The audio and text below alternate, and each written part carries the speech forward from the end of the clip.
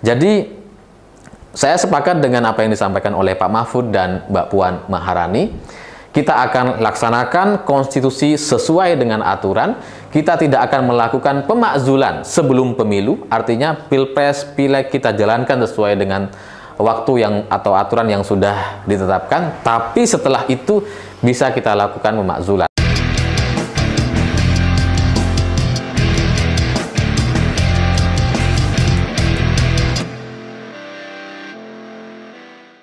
Selamat malam semuanya. Hari ini tiba-tiba muncul isu pemakzulan. Ini menjadi menarik dan aneh karena di tengah-tengah kampanye, di ambang pilpres dan pemilu yang tinggal beberapa hari lagi, tiba-tiba muncul isu pemakzulan. Nah ini ada apa? Ini akan ada cerita apa? Jadi awal ceritanya ada 22 orang tokoh yang membawa petisi 100 kepada Menko Polhukam Profesor Mahfud MD untuk menyampaikan aspirasi atau upaya memakzulkan Presiden Jokowi. Ya sebenarnya cerita atau upaya untuk melakukan pemakzulan kepada Pak Jokowi ini bukan cerita baru. Sebelum-sebelumnya sudah sering sekali kita dengar lewat Amin Rais dan kawan-kawannya. Tapi kenapa kali ini menjadi berbeda? Karena terjadi di tengah-tengah masa kampanye dan di ambang pemilu dan pilpres. Logikanya gitu ya, ngapain kita bikin isu pemakzulan sementara pemilihannya tinggal beberapa hari lagi? Itu kan logikanya. Kemudian setelah itu, kenapa ini menjadi berbeda dibandingkan isu yang sebelumnya disampaikan oleh Amin Rais dan kawan-kawan? Karena kali ini yang merespon isu pemakzulan adalah orang-orang yang punya jabatan penting yang mampu untuk melakukan konsolidasi luar biasa di negeri ini, yaitu Ketua DPR RI dan Menko Polhukam. Kalau sebelumnya kan Amin Rais dan kawan-kawan yang memang tidak punya jabatan, tidak bisa untuk melakukan pengerahan-pengerahan. Tapi kali ini Ketua DPR RI dan Menko Polhukam sama-sama menyampaikan atau merespon isu pemakzulan ini. Dan responnya ini mungkin juga gak disadari oleh banyak orang. Respon Mbak Puan dan Profesor Mahfud MD itu sejalan, persis sama meskipun kalimatnya sepenuhnya berbeda. Karena Mbak Puan bilang bahwa ya silahkan sampaikan aspirasi, kita jalankan konstitusi sesuai dengan aturan. Itu pernyataan dari Mbak Puan. Sementara dari Profesor Mahfud MD, beliau bilang bahwa pemakzulan tidak mungkin terjadi sebelum pemilu. Dari kalimat ini saja, ini sepenuhnya berbeda. Tapi kemudian kenapa saya anggap ini sama? Karena niatannya atau tujuannya sama persis. Puan kan seolah-olah ingin bilang bahwa ya silahkan sampaikan aspirasi kalau memang ada usulan pemakzulan, tapi pemilu tetap akan kita laksanakan 14 Februari sesuai dengan jadwal, sesuai dengan aturan. Mahfud MD juga mengatakan hal yang sama. Tidak mungkin terjadi pemakzulan sebelum pemilu. Artinya pemilunya tetap bisa kita laksanakan, dan kalau sebelum pemilu tidak mungkin terjadi pemakzulan, artinya bisa jadi setelah pemilu.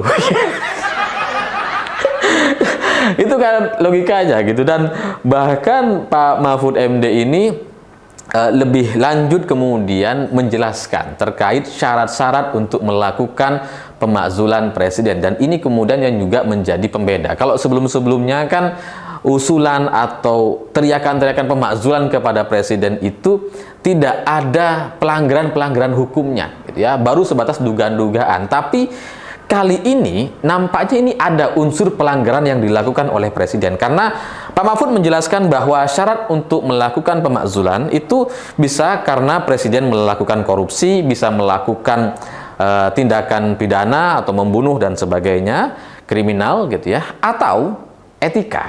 Nah ini etika ini yang terakhir gitu, karena kalau kita berkaca kepada putusan MK jelas Paman Usman itu melanggar etika sehingga dia dipecat dari ketua hakim MK, meskipun data-datanya sampai sekarang masih belum dibuka, karena semua berproses, semua orang-orang fokus kepada urusan pilpres dan pemilu. Urusan permasalahan atau pelanggaran-pelanggaran yang dilakukan oleh Gibran, oleh MK, oleh KPU, dan aturan-aturan yang ditabrak dengan sedemikian rupa itu tidak diproses sama sekali sampai hari ini. Ya kecuali Paman Usman. Paman Usman yang penting dia nggak jadi ketua MK, setelahnya nggak ada lagi. Karena semua orang fokus kepada pilpres. Kenapa? Karena Kalau kita fokus kepada menyelesaikan permasalahan apa yang terjadi dan dilakukan oleh Paman Usman di MK, maka tidak akan ada pilpres dan pemilu sesuai dengan jadwal yang sudah disepakati.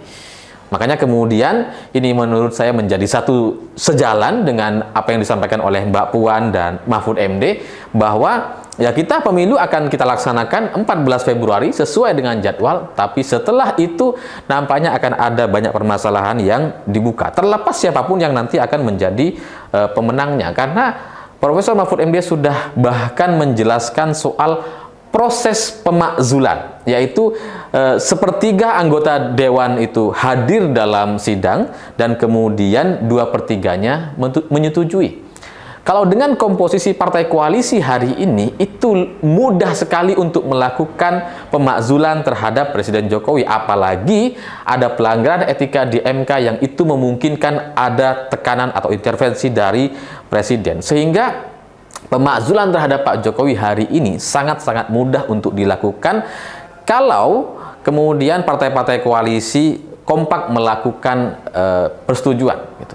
Jadi unsur kesalahannya ada di MK dan proses pencalonan Gibran sebagai cawapres itu ada banyak sekali permasalahan yang belum dibahas sampai sekarang, yang itu kalau kemudian dibahas itu akan menjadi satu alasan yang tak terbantahkan untuk melengsarkan Presiden Jokowi. Apalagi konsolidasi partai pasca pemilu atau pasca pileg itu akan sangat-sangat jauh lebih mudah dan tidak serumit hari ini.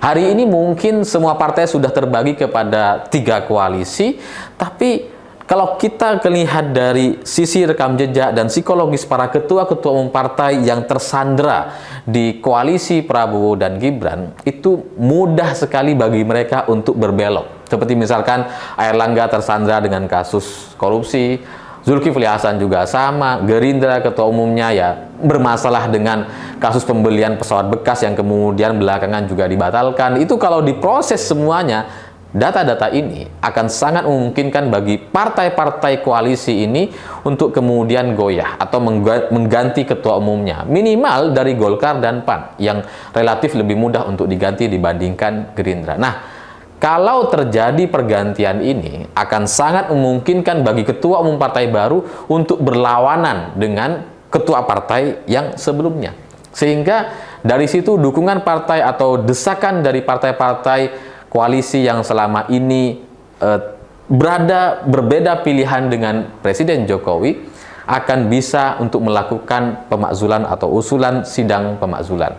Sehingga ya kalau pemilunya selesai gitu ya, maka masalah-masalah di MK, masalah-masalah di KPU terkait pencalonan Gibran itu akan dengan sangat mudah diproses dan bisa langsung disidangkan di DPR. Cuma pertanyaannya, lalu ini untuk apa?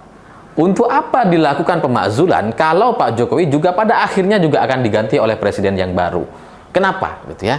Kenapa kemudian ini menjadi penting isu pemakzulan ini? Bagi saya ini adalah sebuah bagian dari cara kerja politik dan bagaimana politisi kita membentuk sejarahnya masing-masing. Pak Jokowi sudah melakukan tindakan-tindakan yang di luar batas, di luar kewajaran, dan itu kemudian yang nampaknya merangsang isu pemakzulan ini menjadi semakin serius akhir-akhir ini. Karena isu ini muncul setelah Presiden menanggapi kelemahan atau kekalahan telak Prabowo di debat Capres kemarin. Kemudian muncullah isu pemakzulan ini. Jadi kalau selama ini muncul hashtag asal bukan Prabowo, itu dua kubu dari Anies, Caimin, dan Ganjar Mahfud disatukan dalam satu semangat oposisi atau satu semangat untuk melawan orang-orang yang selama ini melanggar konstitusi. Dan sekarang kalau ini mungkin ada isu pemakzulan lagi, itu mereka juga akan disatukan lagi, dan itu yang akan memudahkan terjadinya pemakzulan. Jadi saya sepakat dengan apa yang disampaikan oleh Pak Mahfud dan Mbak Puan Maharani. Kita akan laksanakan konstitusi sesuai dengan aturan.